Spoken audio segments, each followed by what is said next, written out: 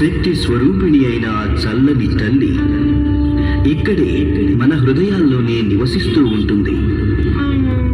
పరమ పవిత్రమైన ఈ క్షేత్రంలోనే జగన్మాత అయిన దుర్గాదేవి స్థిర నివాసి అయి ఉంటుంది.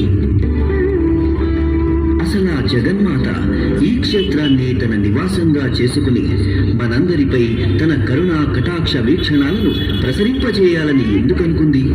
ఆ తల్లికి తొలి భక్తుడు ఎవరు? పూర్వకాలంలో ఒక భక్తాగ్రేసరుడు ఉండేవాడు.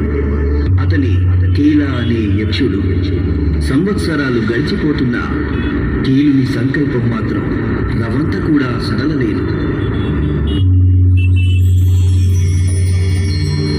కళ్ళు తెరువు కీల. నీ నిశ్చల భక్తిని, అచంచల విశ్వాసాన్ని మెచ్చితిని. నీకేం వరం కావాలో కోరుకో. అమ్మా జగన్మాత, నీవు ఎల్లప్పుడూ నా హృదయంలో నివసించాలన్నదే నా కోరిక.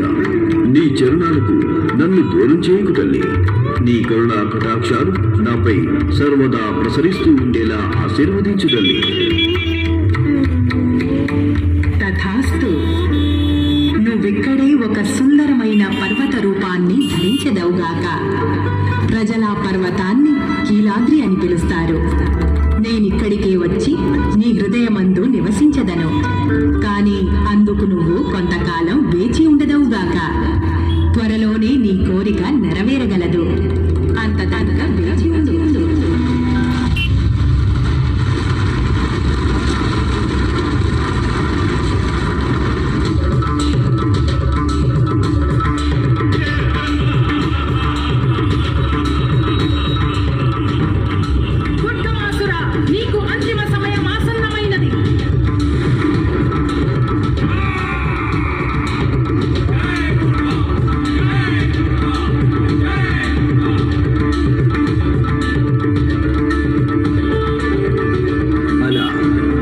శక్తి స్వరూపిణి కీలాద్రికి విచ్చేసింది.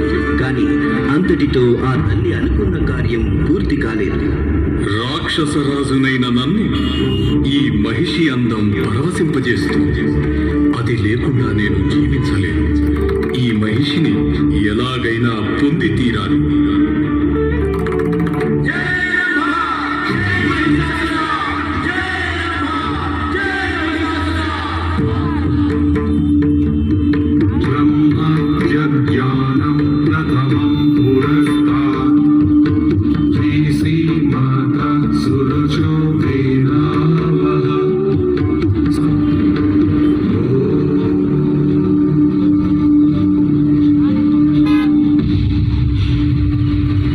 రంభుని కుమార మహిషాసుర, నీ భక్తికి మెచ్చా.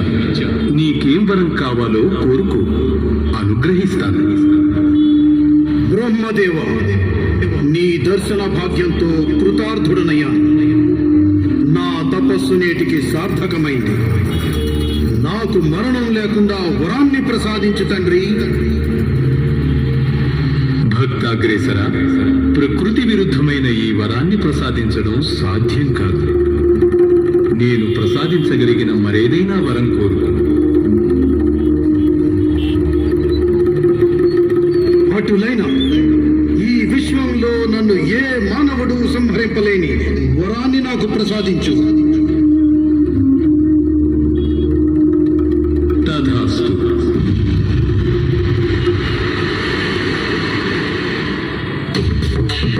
దేవతలంతా ఎంతో కాలంగా స్వర్గలోకంలో సకల సుఖాలను అనుభవిస్తున్నారు. వాళ్ళపై యుద్ధాన్ని ప్రకటించి వాళ్ళను సర్వనాశనం చేస్తాను.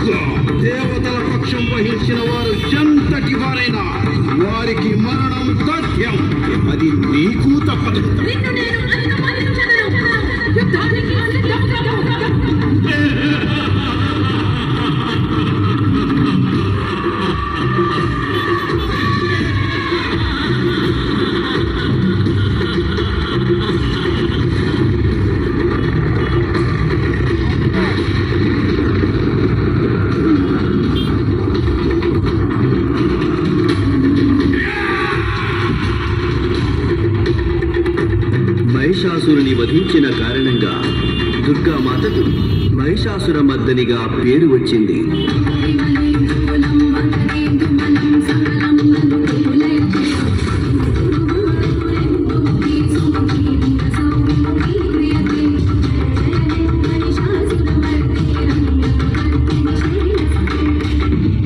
మహిషాసురుని వధించిన తరువాత కీలునికి వరాన్ని ప్రసాదించిన విధంగా బంగారు ఛాయతో మెరిసిపోతున్న శక్తి స్వరూపిణి దుర్గామాత కీలాద్రిపై వెలసింది. నాటి నుండి భక్తులంతా అమ్మవారిని కనకదుర్గామాతగా పూజిస్తున్నారు. ఈ కీలాద్రిపై దుర్గామాత కోటి సూర్యుల ప్రకాశంతో వెలిగిపోతూ ఉంది. ఆ తల్లికి భక్తితో ప్రణమిల్లుదాం.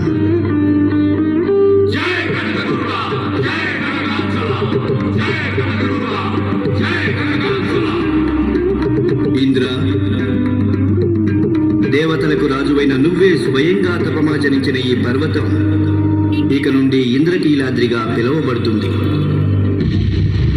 అప్పటి నుండి కీలాద్రికి ఇంద్రకీలాద్రి అన్న పేరు స్థిరపడిపోయింది.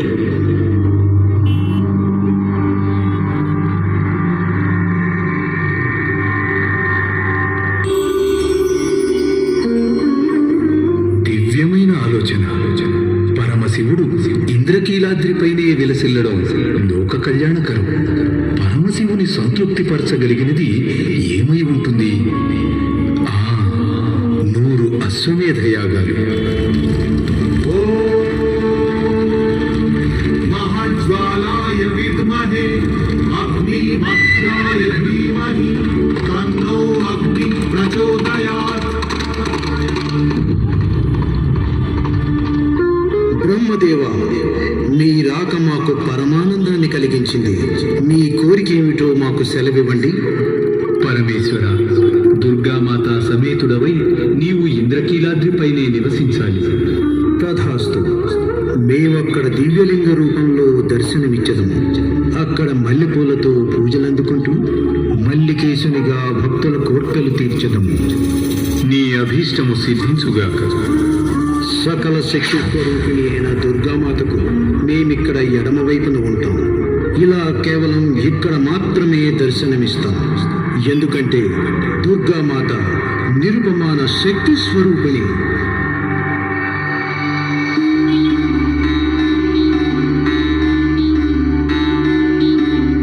కీలా పరమ పవిత్రమైన శివకేశవుల సంగమం కృష్ణానది.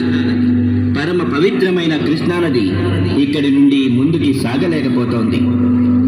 మరి దేవతలారా, అందుకు నేనేమి చేయగలను? నీవు మంగళగిరి వరకు విస్తరించి ఉన్నావు. కృష్ణమ్మ నీకు ప్రదక్షిణం చేసి వెళ్ళలేదు.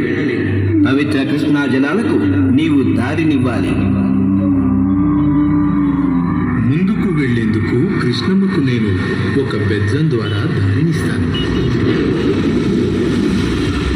కృష్ణానది ఒక ఉదుటిన ఇంద్రకీలాద్రిని ఢీకొని తనతో పాటు ఒక పెద్ద కొండ భాగాన్ని ముందుకు తీసుకువెళ్ళింది. ఆ పర్వత భాగం ఆగిన చోటుకే యనమల కుదురు కొండ అన్న పేరు వచ్చింది.